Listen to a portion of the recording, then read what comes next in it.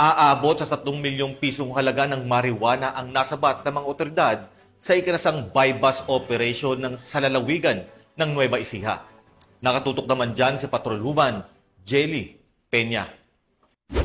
Arestado ang isang magsasaka sa sinagawang buy-bust operation ng mga operatiba ng Nueva Ecija PNP matapos makumpiska ang tinatayang 3 milyong pisong halaga ng marijuana sa barangay San Fernando Sur, Cabiao, Nueva Ecija.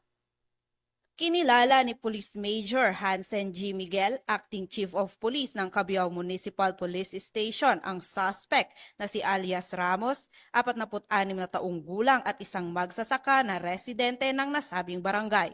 Nahuli siyang nagbebenta ng hinihinalang halamang marijuana sa mismong bakuran ng kanyang tahanan.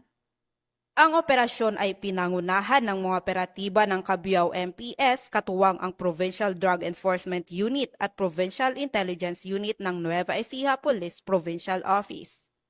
Nakabili ang nagpanggap na buyer mula sa suspect ng isang piraso ng marijuana plant na nasa paso at nakalagay sa puting sako.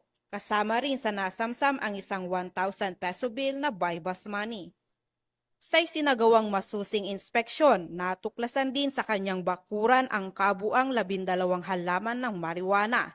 3 sa mga ito ay nasa paso na nakalagay sa sako at 7 naman ay direktang nakatanim sa lupa. Tinatayang nasa 15,000 grams ang kabuang timbang ng nasamsam na marijuana na may halagang humigit kumulang 3 million pesos sa street value.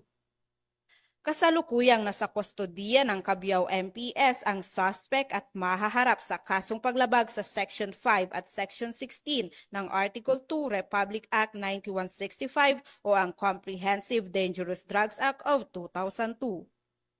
Patuloy ang pinaigting na kampanya ng Nueva Ecija PNP laban sa ilegal na droga upang tiyakin ang kaligtasan at kapayapaan ng mga mamamayan sa buong lalawigan.